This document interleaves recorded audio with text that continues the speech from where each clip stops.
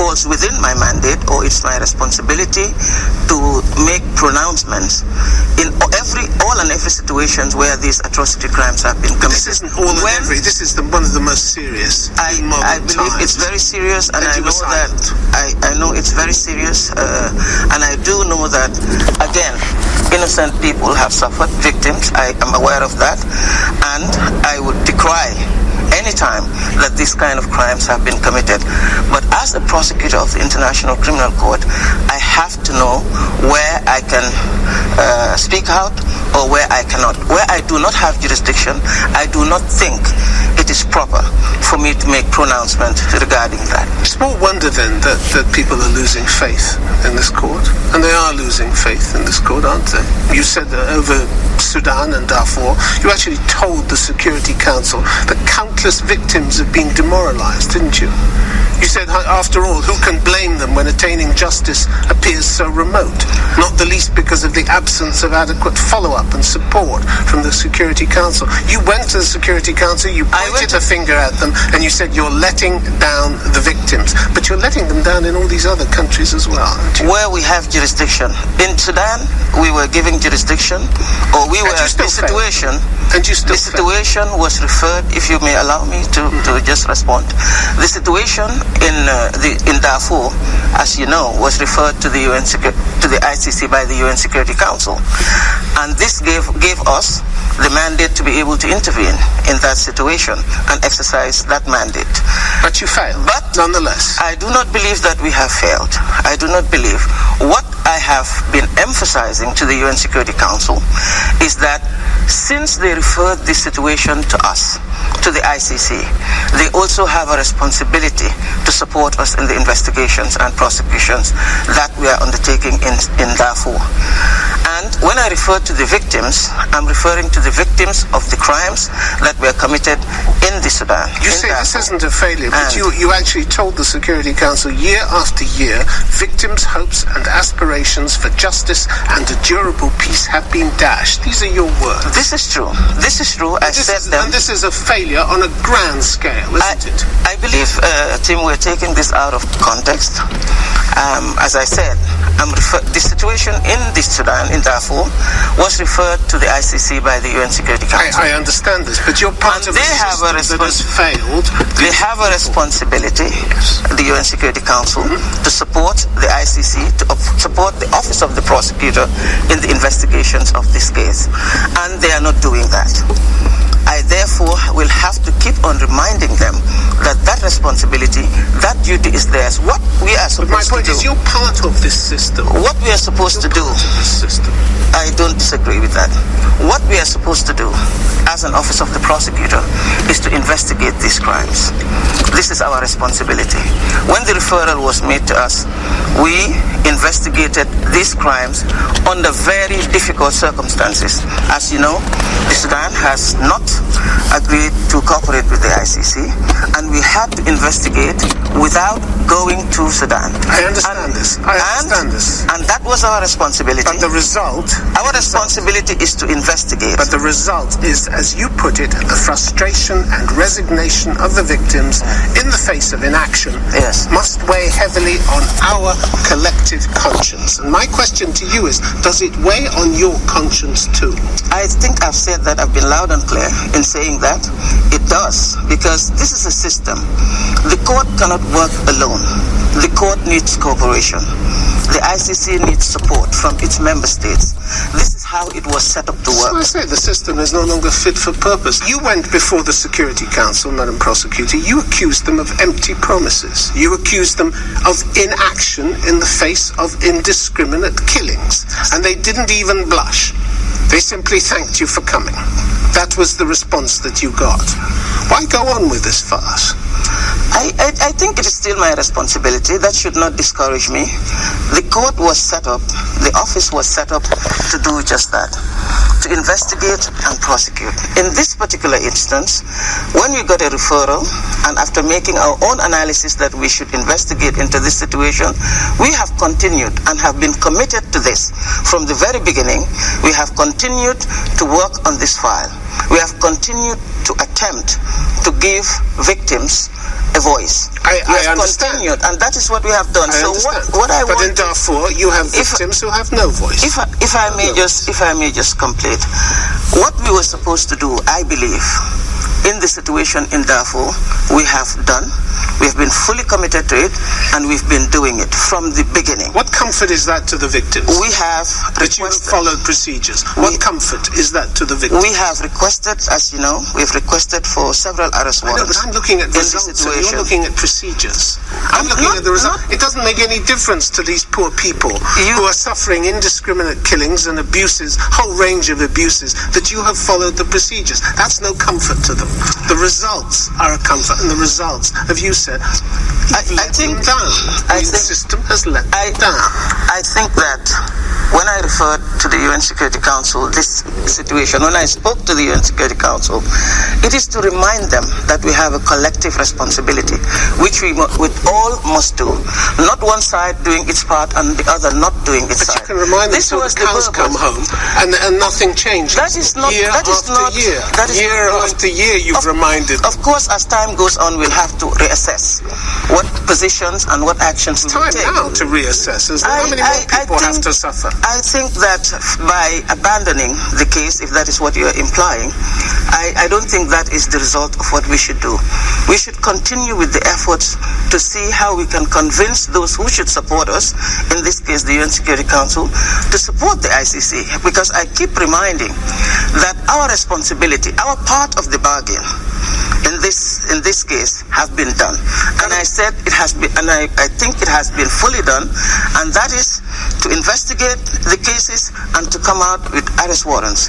The execution of those warrants is not the responsibility of the ICC. You must remember that. We were set up not to execute warrants. I understand that, but you're taking responsibility for just a tiny portion of this. That is our duty. I understand that. That is the obligation we have. Your court is defined not by its possibilities, but by its limitations. You have no police force.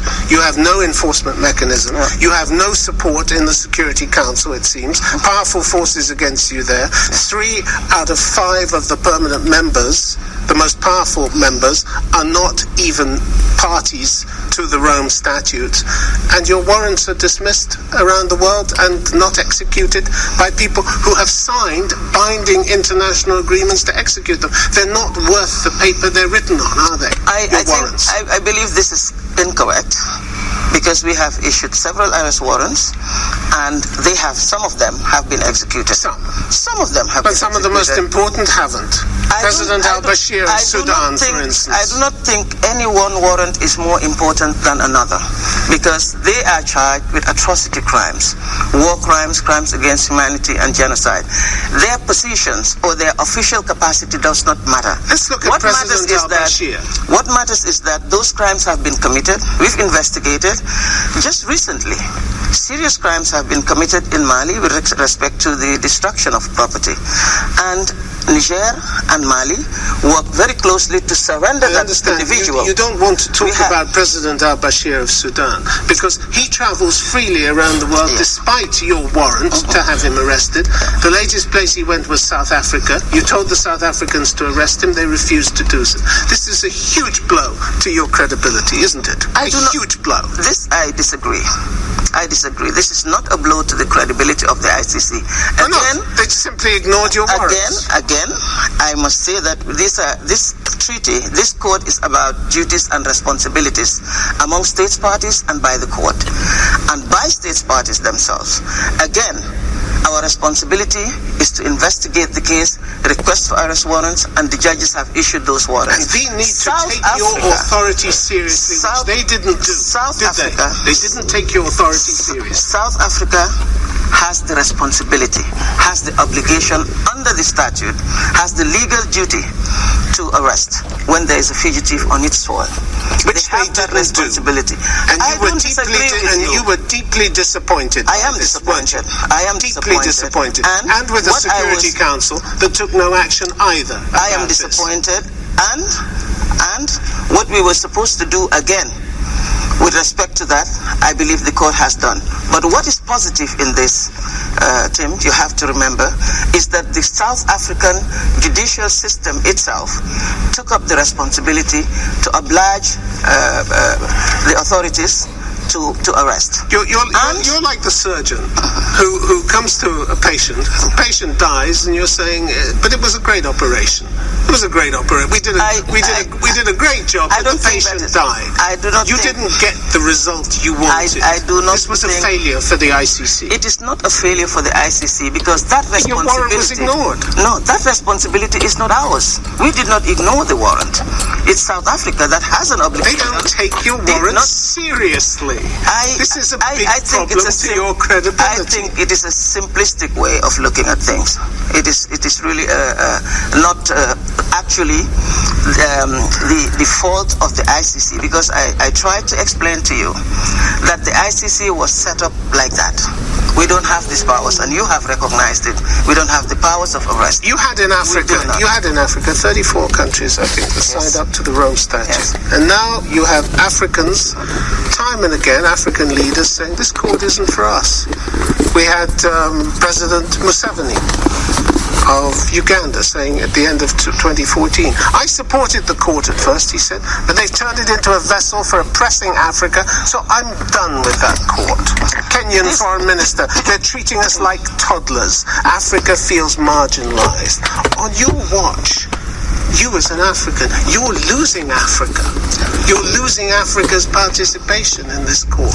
I don't think I am. That's a central blow to the credibility of this court. I do not think that the voices of a few leaders or a few people from Africa should be used to disregard the support that we still have in Africa. We do have support in Africa. As I told you, just recently, we were an individual was arrested by Africans and surrendered to the court.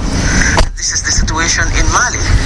And before that, we have had other African countries arresting individuals and surrendering them to the court. The recent Article 70 cases in the Bemba situation, we have had about 4 people at least, arrested in different parts of Africa and in Europe, arrested and surrendered to the court. This is just last year. So if we just take those who are criticizing the court unjustifiably, I must say, because their criticism is not backed by the relevant facts and what is actually happening. Well, the own president of the ICC, she says it's a problem for your credibility that you just focused on Africa.